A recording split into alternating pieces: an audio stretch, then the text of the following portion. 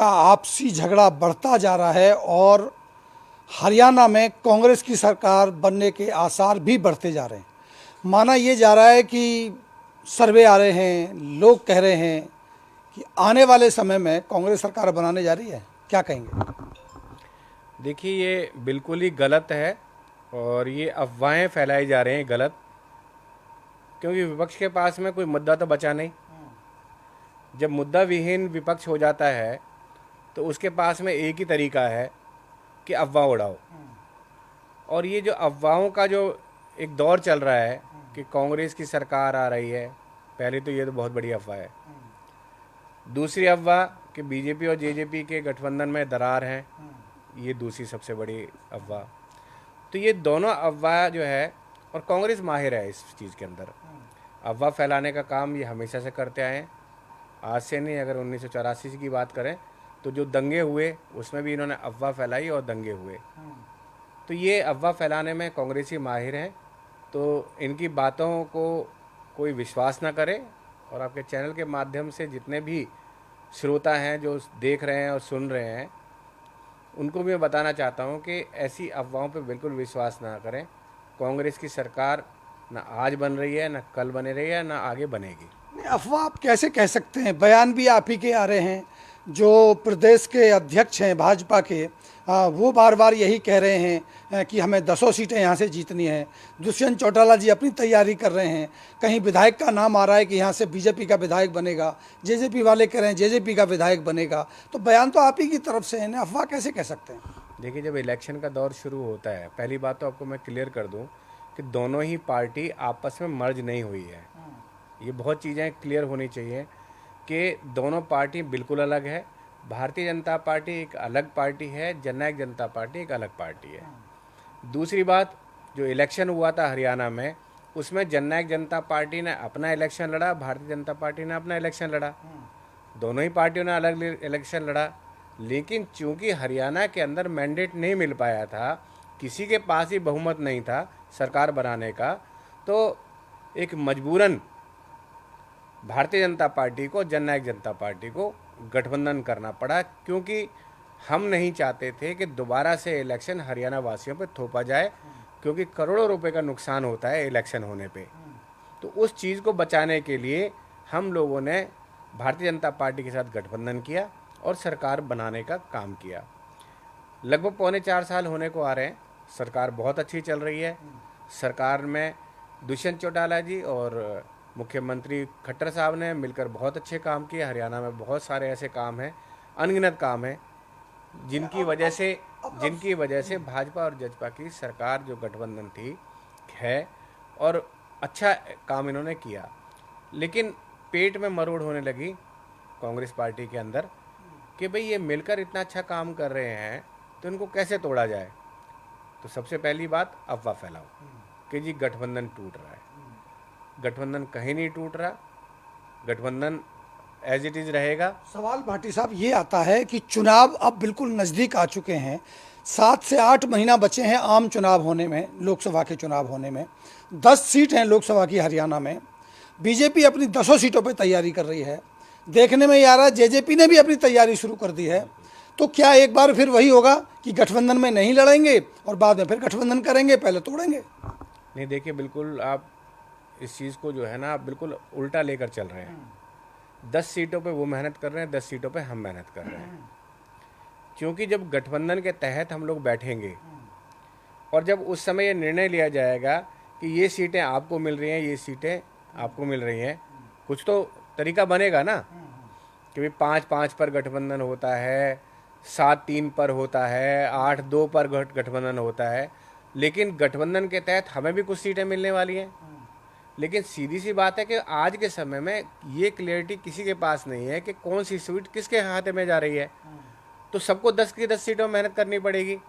उसी हिसाब से हम अपने 10 की 10 सीटों पे रैलियां कर रहे हैं, और 10 की 10 सीटों पे जो रैलियां हो रही हैं, हमारे को भी ये आकलन होगा कि हमारी सबसे बड़ी रैलियां कहाँ पे हुई है, कार्यकर्ताओं ने सबसे ज्यादा मेहनत कहाँ की है। देख रहे हैं, तैयारी करके रखें।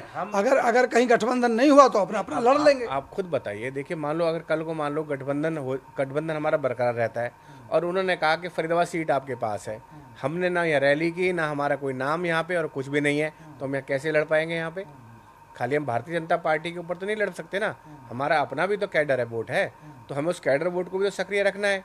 तो इसलिए 10 की 10 सीटों पे हम भी कर रहे हैं तैयारी, 10 की 10 सीटों पे वो भी तैयारी कर रहे हैं। जब शीर्ष नेतृत्व बैठेगा और शीर्ष नेतृत्व बैठ के ये डिसाइड करेगा कि ये सीटें इनके पास हैं, तो उससे पहले हम सब तैयारी कर चुके होंगे। चलिए, ये भविष्य के गर्भ में है कि आपका गठबंधन किस करवट बैठेगा, क्या होगा, लेकिन सवाल ये आ रहा है कि 32 के आसपास कांग्रेस ने पहले भी सीटें जीती थी और ये अनुमान भी नहीं था, लोगों को उम्मीद भी नहीं थी, तभी भी जीती। अब ये माना जा रहा है कि अब वो 32 से बढ़ के 45-50 की तरफ जा रहे हैं। सर्वे आ रहे हैं कांग्रेस के। नहीं, पहली बात तो ऐसा सर्वे तो मैंने तो अभी तक कोई देखा नहीं, ना मैंने सुना है। और अगर ये अपने घर में बैठ के सर्वे इन्होंने एसी कमरे में कर लिया हो तो इनका कुछ पता भी नहीं है। इन्होंने अपना कोई सर्वे कर लिया हो, और सर्वे में ये देखो, सीधी सी बात है, सर्वे में अगर अपना सर्वे है तो कौन दिखाएगा कि भाई जेजेपी की सरकार बन रही है? अपना ही तो दिखाएंगे कि हमारी सरकार बन रही है। लेकिन सरकार बनाने से पहले इनको एक चीज़ तो समझ आनी चाहिए कि ये किसके नेतृत्व में लड़ेंगे। यहाँ पे ये भूपेंद्र सिंह हुड्डा के नेतृत्व में लड़ेंगे, या ये रणदीप सुरजेवाला के नेतृत्व में लड़ेंगे, ये शैलजा के नेतृत्व में लड़ेंगे, या ये किरण चौधरी के नेतृत्व में लड़ेंगे? ये किसके नेतृत्व में लड़ेंगे? अभी तो ये देखा जाता है कि जब इनके बाहर से जो प्रभारी आते हैं तो नेतृत्व का तो पता नहीं, लेकिन ये आपस में जरूर लड़ते हैं। किसके नेतृत्व में लड़ेंगे ये नहीं पता, लेकिन आपस में जो इनके जूतम पैजार चलती है वो सबके सामने, मीडिया के सामने भी दिखता है। क्या जरूरत थी? जब प्रभारी आए थे तो एक धड़ा वहाँ नारे लगा रहा है, किरण चौधरी हमारे मुख्यमंत्री कैसा हो, किरण चौधरी जैसा हो। दूसरे लगा रहे हैं कि जी कैसे होने चाहिए, शैलजा जैसी होनी चाहिए मुख्यमंत्री। तीसरे लगा रहे हैं जी भूपेंद्र सिंह हुड्डा जैसे होने चाहिए। ठीक है जी, तो ये आपस में ही लड़ रहे हैं, ये तो दूसरों की जरूरत ही नहीं है। भाटी साहब, बीते समय में जो चुनाव हुए हैं, दूसरे प्रदेशों में भी चुनाव हुए, कांग्रेस ने अपना चेहरा उजागर तो नहीं किया, लेकिन चुनाव जीतने के बाद उन्होंने चेहरा दिया।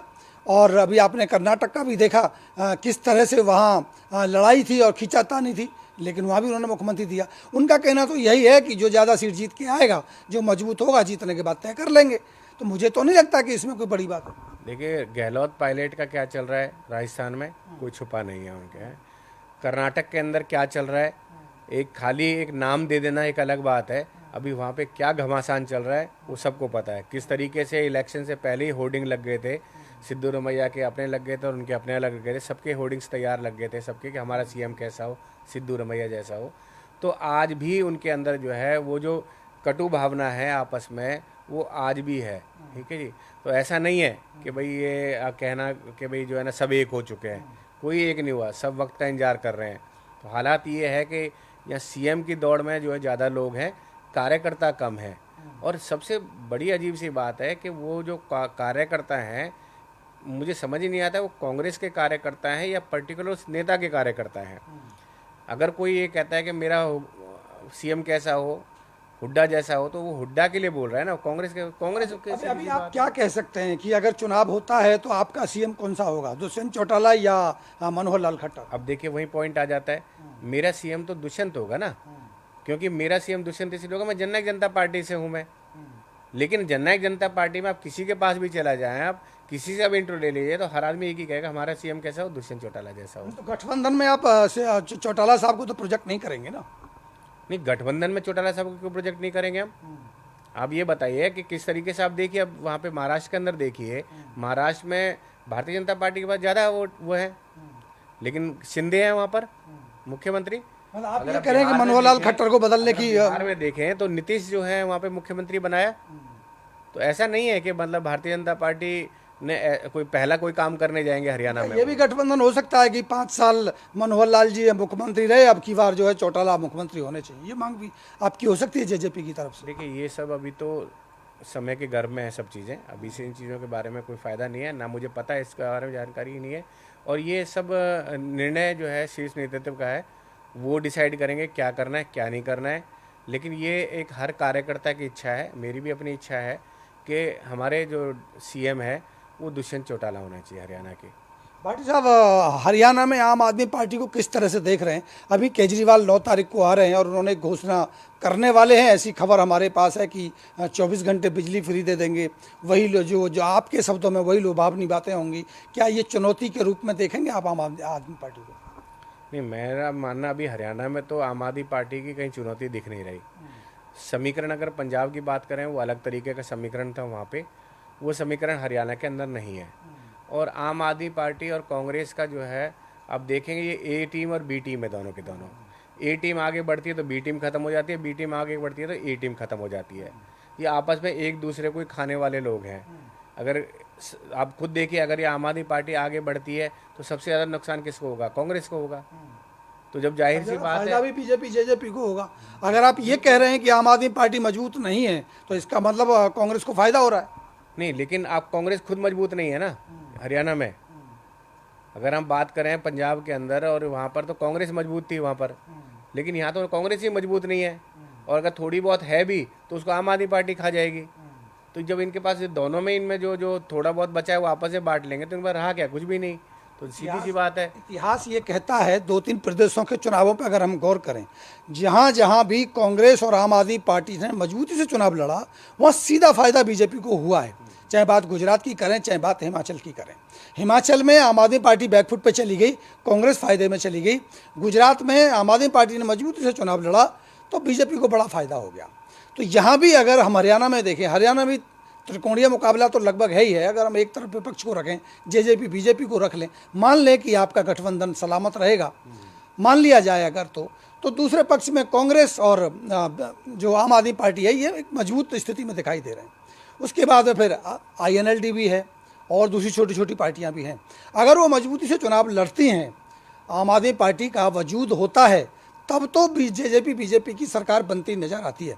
और अगर आप ये कह रहे हैं कि उसका कोई जनाधार है ही नहीं आम आदमी पार्टी का, तो निश्चित रूप से कांग्रेस को फायदा होना चाहिए। मेरे शब्दों में कितना समर्थन में है आप? नहीं, देखिए, अगर हम आम आदमी पार्टी की बात कर रहे हैं, कि मैंने पहले भी बताया आपको, मजबूती से लड़ना एक अलग बात होगी।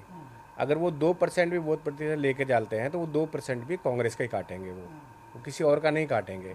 मेरा सिर्फ इतना कहना है कि जितने भी प्रतिशत वो लेते हैं, मजबूती का मतलब होता है मुख्यमंत्री बनाना। मजबूती का मतलब ये नहीं है कि 2% वोट ले लिए, 3% वोट ले लिए, कोई मजबूती में नहीं आती। मजबूती में ये आता है कि भाई ये पार्टी CM बनाना जा रही है, तब तो वो मजबूती में आएंगे। अगर वो 2% काटते, 3% काटते, तो वो कांग्रेस की तो परसेंटेज काटेंगे। तो जो कांग्रेस की काटेंगे तो कांग्रेस अगर 15% पे तो 12% पे आ जाएगी, कांग्रेस अगर 12% पे तो 10% पे आ जाएगी। तो माइनस होगा कांग्रेस का और फायदा मिलेगा बीजेपी जेजेपी के गठबंधन को। तो जाहिर सी बात है। आप ये कह रहे हैं मतलब दूसरों की विपत्ति और आपकी संपत्ति, मतलब उनका जो नुकसान होने वाला उससे फायदा आपको मिलेगा, ये आधार आपका दोबारा जीतने का, आप ये कह रहे हैं? नहीं, वो तो देखिए, जीतने का आधार तो काम है। जो पिछले 4 साल के अंदर आप काम देखेंगे जो हरियाणा के अंदर हुए हैं, हम उन काम को लेकर जाएंगे पब्लिक के बीच में। किन कामों की बात कर रहे हैं? कौन से कामों की बात कर रहे हैं? क्या हम मोदी के द्वारा बनाई गई उन सड़कों के फैलाने वाले, जाल फैलाने वालों की बात को काम कर रहे हैं, या हम जो आज हालात शिक्षा की और यहाँ के उसकी बनी हुई है हरियाणा की, उसकी बात कर रहे हैं? नहीं, आप देखिए ना, हरियाणा में अगर हम शिक्षा की बात करें तो शिक्षा में भी हमारा जो अभी रिजल्ट आया है 12वीं का और 10वीं का रिजल्ट आया है, उस 10वीं और 12वीं के रिजल्ट में बच्चों ने बहुत अच्छा जो है ना उसके अंदर परसेंटेज ली है। और बात करें काम की, अब किसी भी कोने से उठा के देख लीजिए काम के बारे में, पूरे हरियाणा के अंदर जो सड़कों का जाल जो सेंट्रल से बिछा है वो तो बिछा ही है, लेकिन उसके बावजूद भी अगर आप देखें तो सबसे ज़्यादा सड़कें जो हैं, सबसे ज़्यादा पैसा जो है सड़कों के लिए जो अलॉटमेंट हुआ है वो हरियाणा सरकार का हुआ है। आप किसी भी प्रदेश का उठा के देख लीजिए। उसकी बात करें, हम 75% की नौकरी की बात करें तो 75% नौकरी का जो कानून है वो भी हरियाणा सरकार लेकर आई। उसके बाद करें हम वृद्धा पेंशन की बात करें तो वृद्धा पेंशन में हम लोग लगभग 3000 तक पहुंच चुके हैं और 5100 का हमारा वादा है और कोशिश अभी हमारे 1 सवा साल है कि हम ज़्यादा से ज़्यादा वृद्धा पेंशन को आगे लेकर चलें। इसके बाद हम बात करें जो अभी नया आप देखेंगे परसों जो है नए अलग अलग जो है ना कई तरीके के जो पेंशन है वो भी और चीज़ें आ रही हैं। किसानों की बात करें तो किसानों को भी एक चर्चा पेंशन की ये भी है, मैं माफ़ कीजिएगा मैं बात काट रहा हूँ आपकी। चर्चा अभी तो ये भी है कि मनोहर लाल जी ने पहले से ही रड़ुओं के लिए पेंशन तैयार कर रहे हैं, शायद अपना उन्हें ख्याल आ रहा है रिटायरमेंट होने वाला है उनका। नहीं, देखिए, परिवार है वो, एक परिवार के साथ रह रहा है और जो अकेला रह रहा है क्या वो बड़ा बूढ़ा उम्र में नहीं आएगा क्या वो? तो उसको भी तो पैसे की जरूरत है। पैसे की जरूरत किसको नहीं है? तो इसीलिए वो पहले से तैयारी कर रहे हैं। ऐसा नहीं है कि शादी होने के बाद भी बड़ा बुढ़ा होता है, बिना शादी के भी तो बुढ़ा होता है। तो इसलिए पेंशन तो उसको भी ज़रूरत है, और बहुत अच्छी बात है उन्होंने उस लेवल तक सोचा कि भाई हमें, और जबकि ये आज की मांग नहीं है, आपको बता दूं मैं, लगभग ये 9 साल से इन लोगों की डिमांड थी कि पेंशन की, जिसको अब पूरा किया गया है। तो 9 चलिए, साल मैं पहले मैं की थोड़ा डिमांड सा थी। नज़दीक में लेके आता हूँ भाटी साहब आपको। आपने कहा कि बहुत सारा विकास हुआ। जिस विधानसभा में आप रहते हैं, उस विधानसभा की मैं 2-3 बातें आपको बताऊंगा, फिर सवाल पूछूंगा कि आप तिगांव विधानसभा के स्कूलों की बात करेंगे, तिगांव विधानसभा के रोडों की बात करेंगे, तिगांव विधानसभा में स्वास्थ्य की बात करेंगे। तो आप मुझे बताइए कि आप ही के इस इलाके में सेहतपुर से लेकर बसंतपुर तक चले जाएं, तिगांव विधानसभा की सबसे ज़्यादा वोटिंग होती है। एक भी हॉस्पिटल ऐसा नहीं है जहां कोई गरीब आदमी जाके अपना इलाज करा सकता है। तो आप कैसे कह सकते हैं कि बहुत ज़्यादा विकास हुआ? नहीं, मैंने सरकार की बात की, किसी एक विधायक की बात नहीं करी। मैंने बोला है कि सरकार से पैसा आ रहा है, अब उस पैसे को अगर वो विधायक नहीं यूज़ कर पा रहा है, या उस पैसे का विधायक कहीं पे भी सदुपयोग नहीं कर पा रहा है, तो ये कमी उस विधायक की है, उसमें सरकार की कोई कमी नहीं है। सरकार पूरी तरीके से हर चीज़ में पैसे दे रही है। सरकार पूरे तरीके से जो है ना, चाहे स्कूलों की बात करें, चाहे सड़कों की बात करें, या किसी भी डेवलपमेंट की बात करें, सरकार से पैसा आ रहा है। ये कहीं ना कहीं जो कमी है, ये विधायक की कमी है। अगर विधायक की नियत ही नहीं है काम करने की, तो उसमें सरकार क्या कर सकती है? क्योंकि बिना विधायक के तो आपका डेवलपमेंट हो नहीं सकता ना। अगर आप किसी क्षेत्र को डेवलप करना चाहते हैं, अगर हम तिगांव विधानसभा की बात करें कि तिगांव विधानसभा की डेवलपमेंट होनी चाहिए, तो तिगांव विधानसभा की डेवलपमेंट तभी तो होगी जब यहाँ का विधायक वहाँ पे जाके फाइलों को रखेगा, ले जाके भाई ये फाइलें हैं, मेरे क्षेत्र में इतनी सड़कें चाहिए, मेरे क्षेत्र में ये स्कूल चाहिए, मेरे क्षेत्र में ये चीज़ चाहिए। अगर फाइलें रखी हुई हैं और उसके बाद डिले हो रही है, फाइलें काम नहीं हो रहा है, तो उसमें गलती सरकार की है। तो फिर जनता दोबारा से क्यों चुनेगी? क्यों आपकी सरकार को चुनेगी? क्यों आपके विधायक को चुनेगी? नहीं तो सरकार में, अब मैंने कब कहा कि भैया 90 के 90 हम लोग जीत रहे? 90 के 90 तो नहीं जीत रहे ना। आज तक ऐसा कभी भी नहीं हुआ कि कोई किसी एक की 90 की 90 सीटें आई हो। जो ये गलत लोग हैं, जो नहीं काम कर पा रहे हैं, इनको सरकार, इनको भी देखेगी, वो क्या नाम है, पब्लिक इनको देखेगी अपने हिसाब से। सरकार का और उसमें दोनों चीज़ों में बहुत अंतर हो गया। किसी एक विधानसभा में किसी एक विधायक का काम ना करना, उसके उस पर सरकार पे आप आरोप नहीं लगा सकते। सरकार पे आरोप तब लगा सकते हैं कि उसने सारी फाइलें वहाँ पे लगाई, आके वो चैनल पे बोले कि आपके चैनल बताया कि जी मैंने ये फाइलें लगाई हैं और ये फाइलें वहाँ पे एक्सेप्ट नहीं हुई, ये काम नहीं हो रहा है, वहाँ से मुझे पैसा नहीं मिल रहा है, तो हम इस बात को मान लेते हैं कि सरकार की गलती है। नहीं तो क्यों ना माना जाए कि अगर तिगांव विधानसभा में ये हो सकता है तो बाकी पूरे हरियाणा में ऐसा क्यों नहीं होगा कि सरकार ने पैसा तो दिया लेकिन विधायक नीचे लगाया ही नहीं, पैसा बीच में साफ हो गया? नहीं, ऐसा नहीं है ना। जिस तरह की कंप्लेंट जो है आपके अब यहाँ तिगांव विधानसभा में आपने अपने चैनल के माध्यम से उठाई है, तो आप भी पत्रकार हैं, आप भी सब देख ही रहे हैं सारा। सच्चाई में दिखा रहा हूँ, सेहतपुर स्कूल में आप जाइए। मैं कह रहा हूँ, मैं यही बात कह रहा हूँ कि अगर ऐसी बात होती तो 90 के 90 विधानसभा में ये आवाज़ उठ रही होती। लेकिन ये कुछ एक विधानसभा में अगर बात करें तो इसका मतलब कहीं ना कहीं उनकी नीयत में खोट है, उनके काम करने में खोट है। सेहतपुर के स्कूल में अगर आप जाएंगे तो वहाँ बहुत बढ़िया स्कूल बनाया जा रहा है, लेकिन सरकार के पैसे से नहीं, वो L&T के CSR के पैसे से बनाया जा रहा है। अगर आप जाएंगे डिस्पेंसरी में तो डिस्पेंसरी में सरकार का पैसा नहीं लग रहा है, CSR का, L&T का पैसा लग रहा है। भले ही वो कॉलम खड़े, काम रुक गया। जहाँ सरकार का पैसा लग रहा है वहाँ काम हो ही नहीं रहा है। अगर आप ओमी इंक्लेव में जाएंगे तो एक रोड बनाने की बार बार मैंने आवाज़ उठाई, पहले भी मैंने उस पर चर्चा की। कभी एक गाड़ी आती है, कभी ठेकेदार काम शुरू कर देता है, कभी काम बंद कर देता है, कभी विधायक जी उसको नोटिस दे देते हैं, कभी उसको धमकी दे देते हैं, लेकिन काम नहीं हो रहा है। आज की डेट में अगर आप नहर पार कर दें तिगांव विधानसभा में तो भाटी साहब आप आखिरी छोर तक पहुंच नहीं पाएंगे, आपको घर वापस आना पड़ेगा। ये स्थिति है तिगांव विधानसभा की। और आप कह रहे हैं सरकार बहुत बड़ा काम किया और रिपीट कर दो चीज़ों को मिक्स कर रहे हैं आप सरकार को और विधायक की नाकामी को, दोनों को मिक्स मत करिए।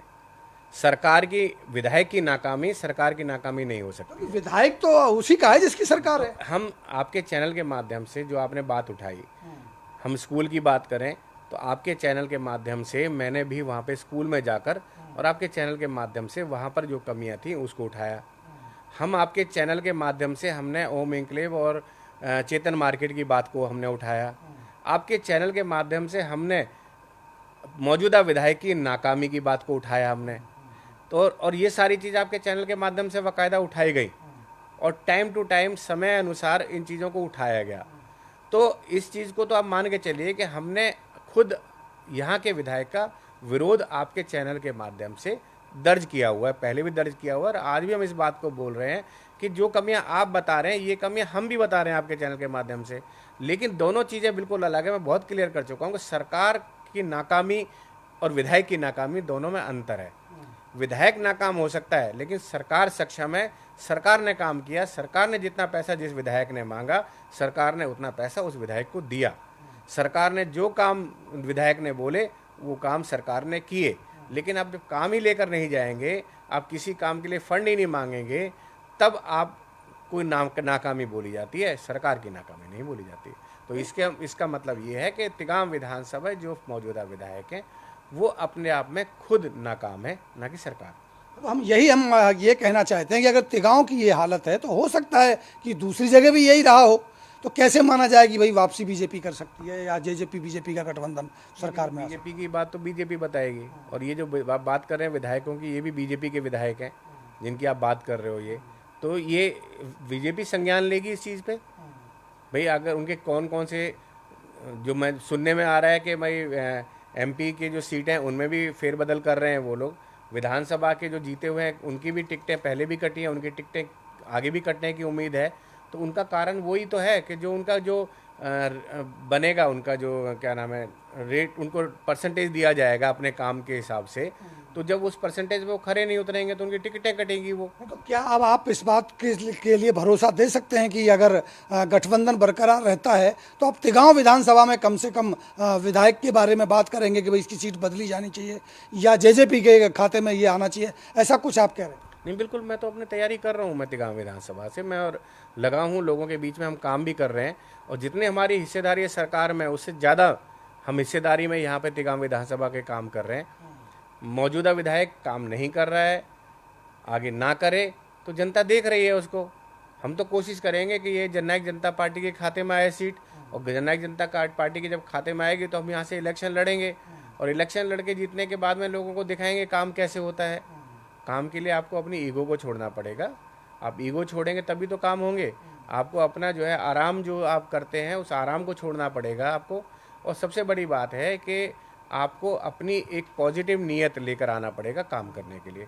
नीयत होगी तभी काम होगा, तो नीयत लेकर आएंगे तभी हम काम कर पाएंगे। तो इसीलिए ये तो जनता राजा बनाती है, अब तो कोई राजा कोई रानी के पेट से तो पैदा होता नहीं, अगर अब मैं तो आपकी मतपेटियों से जो वोट निकल कर आते हैं उससे राजा बनता है। अगर मैं भाटी साहब आपकी ये बात मान लूं कि आपकी सरकार बनेगी, लेकिन जैसा कि आपने कहा कि 90 में से 90 सीटें तो आपको नहीं मिलेंगी, कितनी सीटें आपको मिलेंगी? आपके आकलन से कितनी सीटें कांग्रेस और कितना आम आदमी पार्टी या अदर? देखिए, अभी ये आकलन हम नहीं कर सकते अभी, क्योंकि मैंने बताया कि अभी कोई ऐसा सर्वे नहीं हुआ, लेकिन हमें ये पता है कि हम पूरी कोशिश करेंगे कि हम ज़्यादा से ज़्यादा सीटें निकाल पाएँ। और गठबंधन में अगर हमारी सीटें रहती हैं तो गठबंधन में हम ज़्यादा से ज़्यादा सीट निकाल कर लेकर आएँ ताकि हम मुख्यमंत्री का दावा पेश कर सकें। और गठबंधन नहीं होता है तो एक जादुई आंकड़ा जो 46 का है, हम उससे ऊपर आएँ ताकि हम सीएम बना पाएँ। तो क्या अब की बार नहीं बोलेंगे कि अब की बार 70 पार, अब की बार 80 पार, अब की बार 90 पार का नारा आप नहीं देंगे अब की बार? नहीं, ये 70 पार और 72 पार ये बीजेपी का नारा है, हमारा नारा नहीं है। हमारा तो सिर्फ एक ही नारा है कि हमारा सीएम कैसा हो, दुष्यंत चौटाला जैसा हो। कितने आश्वस्त हैं कि दुष्यंत चौटाला मुख्यमंत्री बन सकते हैं? 100%। चाहे आम आदमी पार्टी के साथ जाना पड़े, चाहे कांग्रेस के साथ जाना पड़े, चाहे भाजपा के साथ रहना पड़े? नहीं, हम अकेले दम पे अपनी सरकार बना सकते हैं। इसलिए कौन कहाँ जाएगा, कैसे जाएगा, ये ना मेरे निर्णय के उसमें आता है, ना मेरी सोच के हिसाब से आता है। ये राष्ट्रीय लेवल पे जो हमारी टीम है, ये उनके ऊपर है कि वो कैसे गठबंधन करेंगे, किससे गठबंधन करेंगे या अकेले चुनाव लड़ेंगे, ये निर्णय मेरा नहीं है। जो पार्टी का आदेश होगा उस पार्टी के आदेश के तहत हमें काम करना है, उसी के तहत हमें चलना है। लेकिन मन में, दिमाग में एक ही बात लेकर चलना है कि सीएम कैसा हो, दुष्यंत चौटाला जैसा हो। तिगांव विधानसभा से उमेश भाटी तैयारी कर रहे हैं, अगर ये सीट गठबंधन के साथ बीजेपी के पास रहती है उस स्थिति में उमेश भाटी क्या करेंगे? स्थिति देखी जाएगी, स्थितियाँ परिस्थितियाँ समय बताता है। तो अभी स्थिति आने दिए, परिस्थिति आने दीजिए, फिर बैठेंगे आपके चैनल के माध्यम से बात